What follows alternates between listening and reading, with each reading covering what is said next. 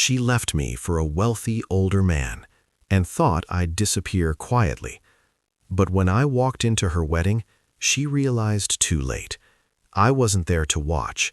I was there to take everything she thought she'd won. 2 years ago, Emily promised me forever. No luxury, no diamonds, just love. We were planning a simple wedding, the kind where love mattered more than money. I worked 2 jobs, saved every penny, believing her when she said, "Money doesn't matter. I just want you." We stood by the lake the night I proposed, my hands shaking, her eyes shining. She said yes. She said she loved my ambition. She said she loved me, not my bank account. I believed her. That was my first mistake. It didn't happen overnight. Small things, late nights with unexplained absences, obsession with luxury, expensive tastes, constant comparisons with other men, comments like, "Jake just bought a house at 30. Love is nice, but security lasts longer." I ignored it, worked harder, promised more. But promises don't compete with greed. Then came the calmest, most devastating evening of my life. She sat across from me at our kitchen table. Calm, cold, prepared. "I don't think this life is enough for me anymore." No tears, no shouting, no apology. She packed her things that night. 2 weeks later, I found out who he was. Richard, 50s, wealthy, untouchable. 6 months later, engagement photos flooded social media.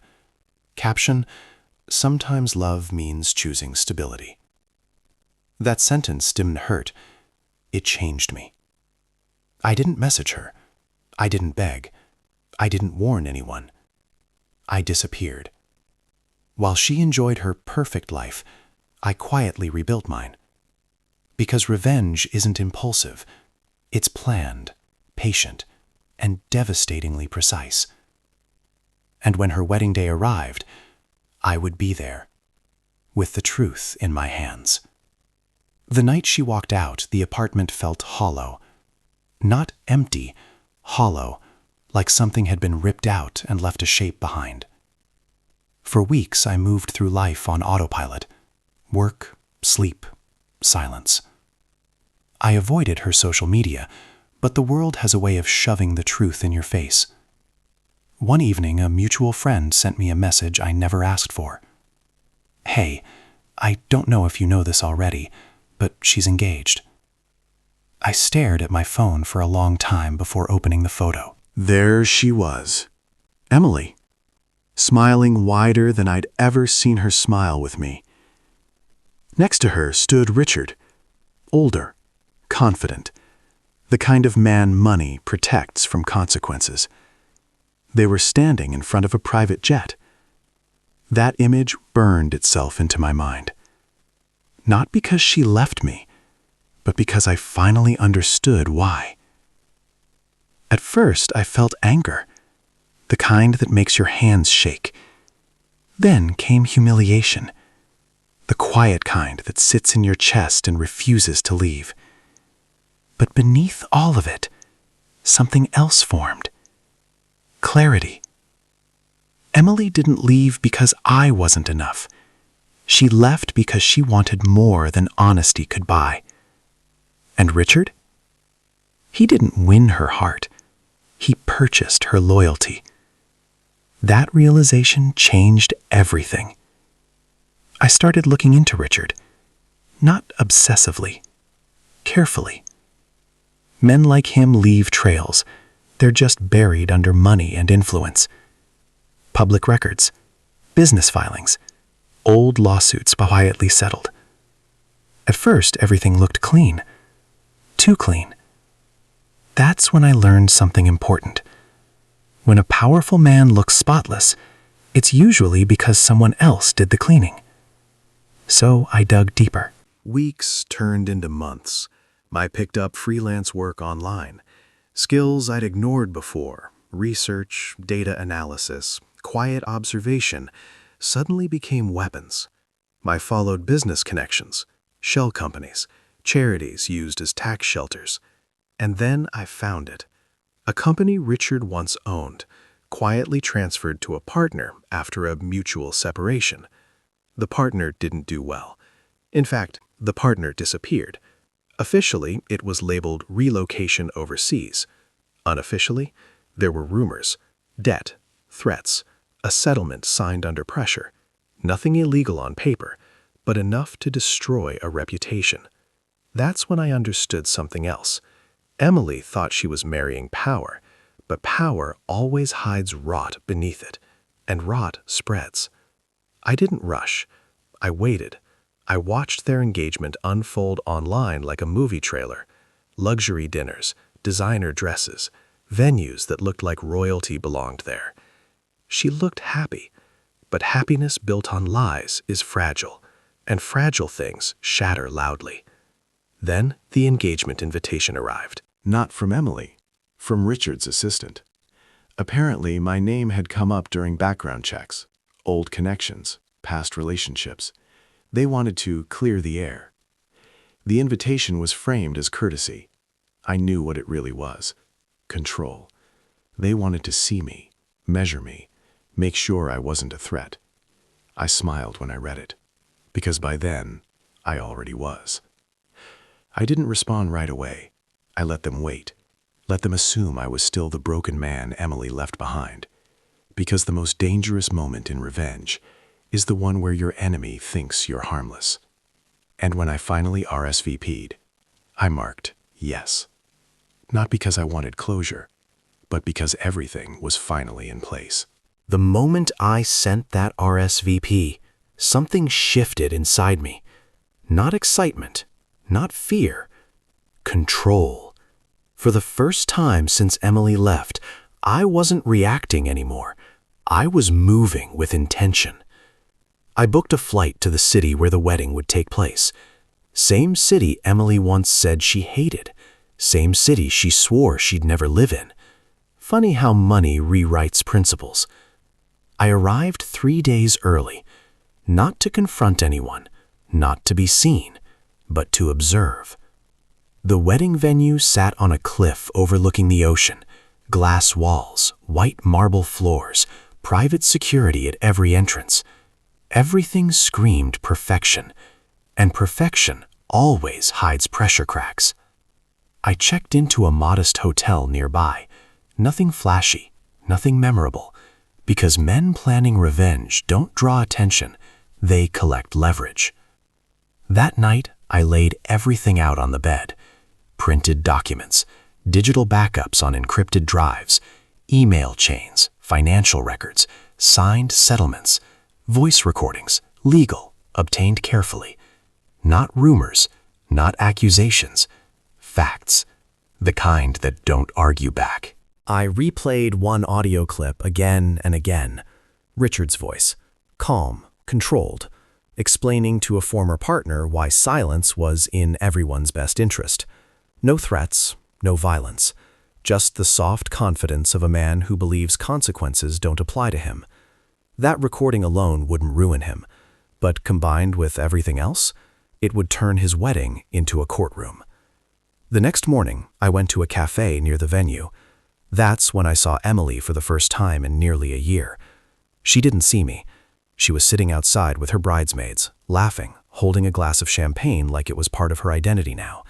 She looked polished, but there was something else in her posture. Tension. Not the kind brides feel before weddings. The kind people feel when they're afraid the truth might surface. I watched from across the street. I remembered the girl who once cried because I forgot to bring flowers. Now she was complaining about the wrong shade of white for table linens. People don't change overnight. They trade values for comfort, slowly. That night, I received a message from an unknown number. Richard would like to meet you tomorrow, privately. No greeting, no explanation, just expectation. I didn't reply. I waited 2 hours, then sent back a single sentence. Tomorrow works. Location? Power hates uncertainty. I wanted him uncomfortable. The meeting was set for a quiet restaurant overlooking the harbor, private room, No staff, no witnesses. Exactly how men like Richard prefer conversations. When I walked in, he stood up immediately. Firm handshake, measured smile. He looked me over like an asset he hadn't priced yet. "So," he said, sitting back down, "you're the one from her past." I smiled politely. "Depends which version she told you." His smile tightened. We talked about nothing important. Weather, travel, business. Then he leaned forward. "I just want to make sure there won't be complications." There it was, the quiet warning. I met his eyes and spoke calmly. "No complications," I said. "I'm just here to celebrate love." He nodded, relieved. Mistake. Because what I didn't say mattered more. I left the restaurant knowing two things. Richard thought he had control. Emily had no idea what was coming. And the most powerful moment of revenge is when everyone believes the lie, seconds before it collapses. The wedding was tomorrow. And tomorrow, I wouldn't raise my voice. I wouldn't cause a scene. I would simply let the truth walk into the room before I did. The morning of the wedding, the city gleamed under a clear sky. Luxury cars lined the driveway, valets in crisp uniforms, floral arrangements taller than most ceilings I'd ever seen. Emily arrived in a white gown, flawless, every detail meticulously perfect. The smile on her face was wide, forced, and, just barely, nervous. I stood outside, watching her arrive from a discreet corner. Not to confront, not to announce myself, just to observe. Because power doesn't announce itself. Power waits for the perfect moment to reveal the truth. Guests mingled, laughter filling the air like a soundtrack to her victory. Photographers clicked away, champagne flowed freely. Everyone thought this was the perfect union. Everyone thought Emily had everything she ever wanted. She didn't notice me at first. Her focus was on her new life, on Richard, on appearances. I moved through the crowd unnoticed. A calm, quiet figure, dressed plainly but neatly. Eyes scanning, mind calculating. Every conversation, every gesture, every subtle slip was noted. The whispers, the smiles, the admiration, they all meant nothing if truth was hidden. And the truth was waiting. I checked my watch. Ceremony would start in 30 minutes. I walked closer, finding a spot near the entrance where all eyes would eventually turn, including hers. I could feel her energy shift, even before she saw me. A tension in the air, almost imperceptible. She sensed someone she didn't want in her new life was nearby. That was the first crack. I took out my phone briefly, sent one message to a trusted friend. Play the clips and show the evidence at the reception. Let the guests see who's been lying. I didn't panic. I didn't shout. I didn't confront. I simply positioned myself in the shadows, letting the truth take the stage before I did. Minutes later, the officiant called everyone to their seats. Emily glided down the aisle, her eyes locked on Richard, her smile strained. And then she saw me. It wasn't instant recognition at first, just a shadow in the corner of her vision. But as her eyes focused, her smile faltered, her shoulders tensed, her breath caught. The realization hit her slowly. I hadn't disappeared. I had never left her story unfinished. And that moment, the first flicker of fear in her perfect day, was more satisfying than any victory I could have shouted aloud. The ceremony began. Vows were exchanged. Rings slid onto fingers. Emily's eyes glistened with what looked like happiness, but I knew better. I remained in the back, calm. No dramatic entrance, no loud confrontation, just a man standing in the shadows, watching the truth creep closer. I had already arranged everything. The evidence, the recordings, the financial documents, all prepared. The moment the champagne toast began, my friend discreetly started playing the clips on a large screen near the reception. At first, there were murmurs. Guests turned, confused. Emily froze mid-smile. Richard's confident posture faltered. The audio clips were subtle at first. Richard discussing shady deals, threatening a former partner quietly. Emily's own messages admitting she manipulated situations. No shouting, no dramatics, just facts. And facts are louder than lies. The guests' whispers grew into murmurs, then concerned glances.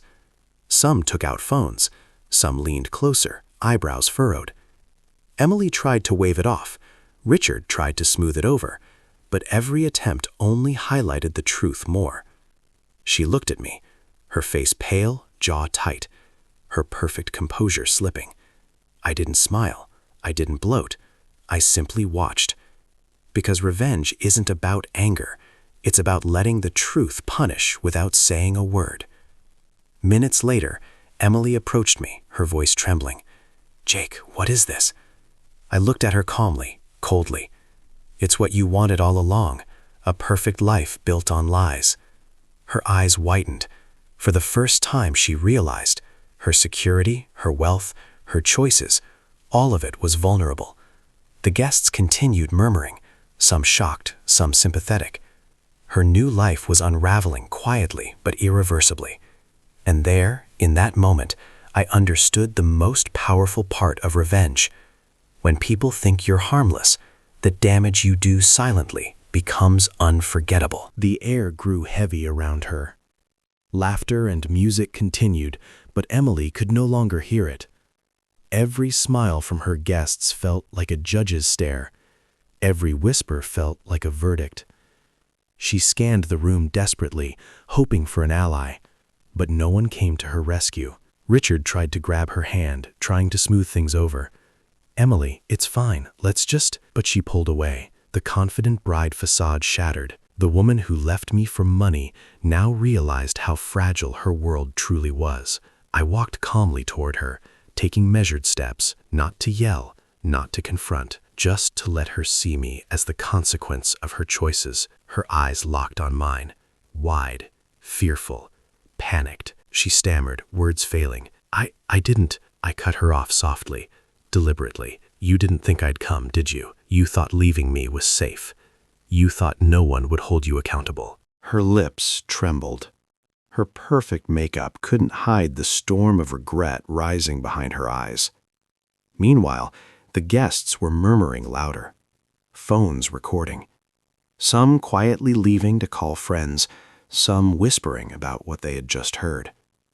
Richard's confident mask was cracking too. He whispered, "Jake, you're overreacting." I smiled, just slightly.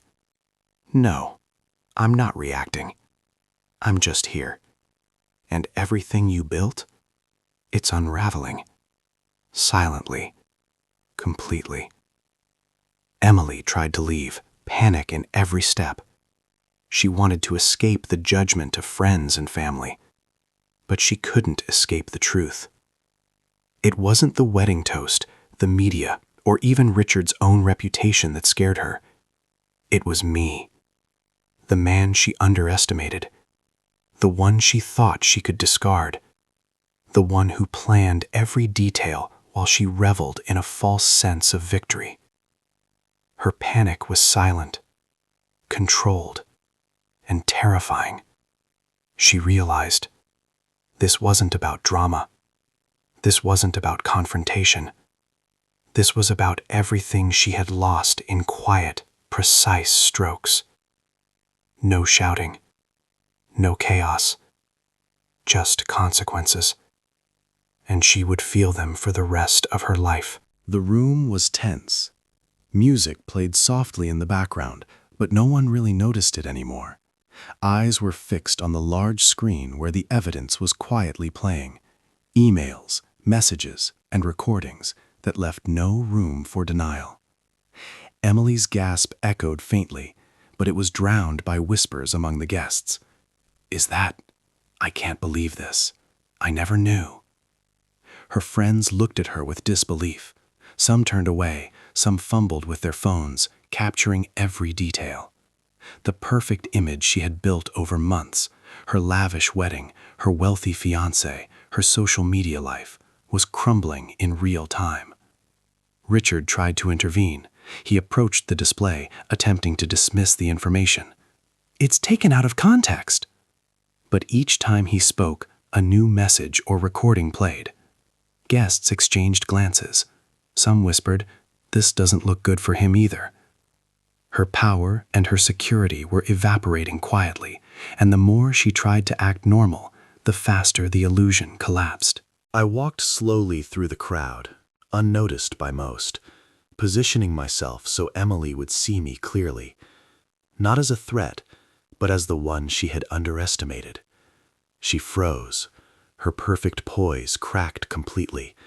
For a brief second, I saw her fear, not the dramatic kind, but the kind that changes a person inside. I didn't need to raise my voice. I didn't need to argue or shout, because revenge, when executed quietly and perfectly, doesn't need words. The evidence spoke for itself. Every manipulation she had used, every lie to cover her greed, every carefully hidden truth about Richard's unstable business dealings, all exposed, all undeniable.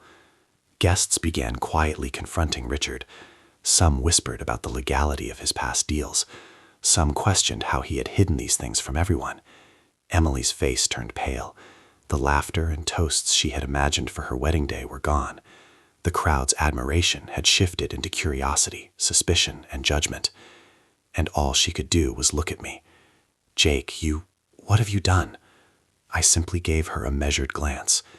Nothing. I just let the truth do its job. The laughter, the clinking glasses, the music, everything had turned into a blur for Emily. Her perfectly rehearsed wedding day was crumbling minute by minute. She tried to regain control, whispered apologies to Richard, forced smiles to her guests, but nothing worked.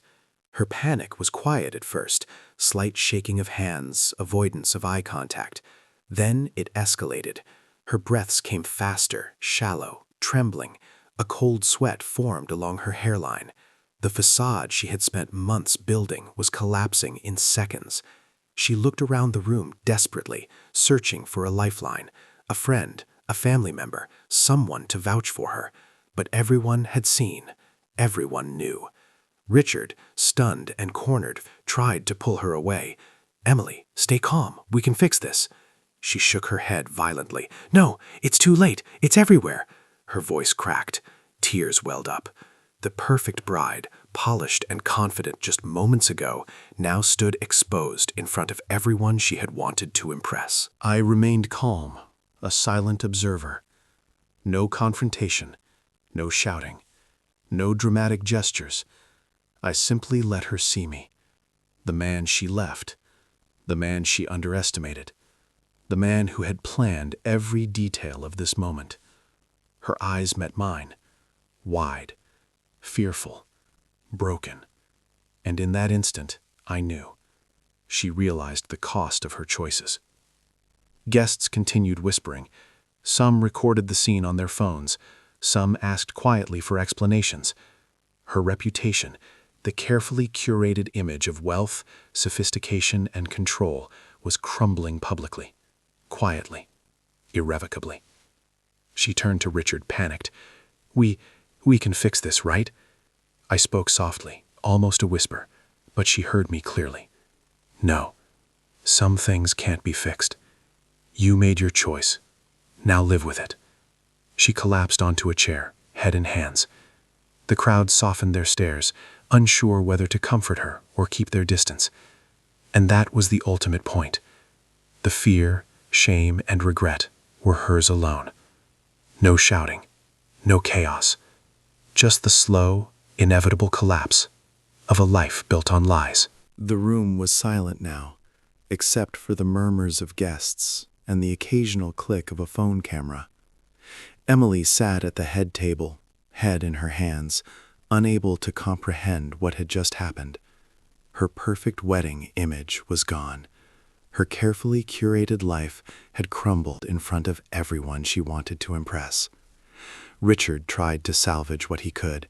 He whispered excuses to guests, tried to deflect blame, but it was too late. The documents, the recordings, the proof, everything I had collected was undeniable. People began whispering, asking questions. How did we not know about this? Was he really that shady? Is their marriage even legitimate? Her social status, her wealth, her image, all tainted in seconds.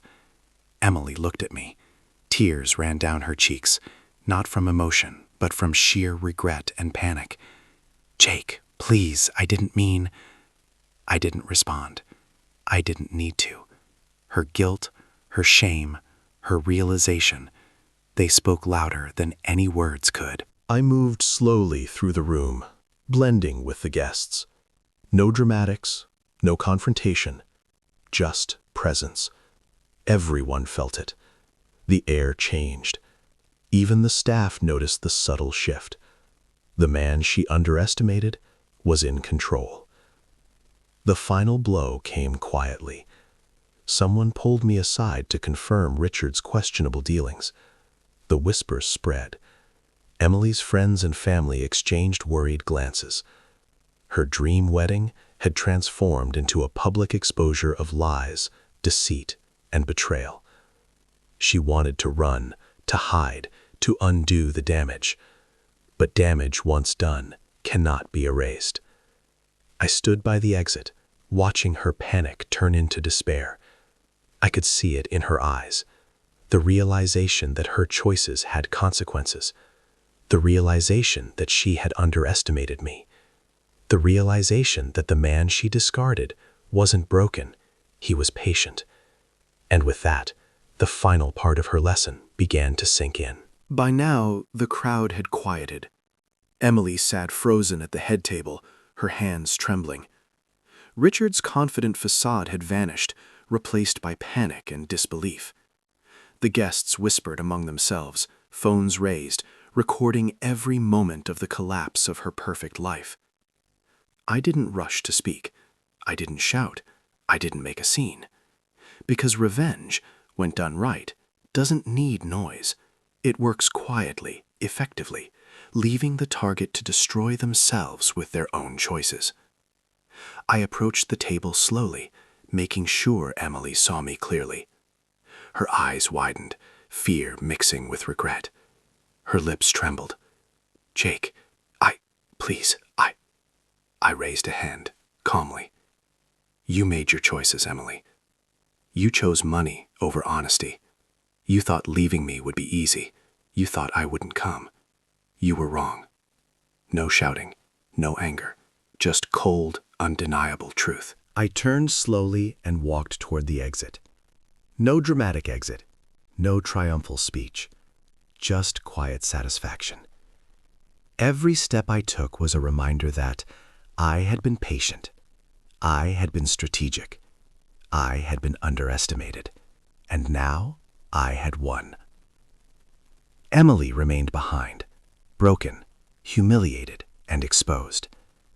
Her wedding day, the day she thought she had everything, had turned into her most unforgettable lesson.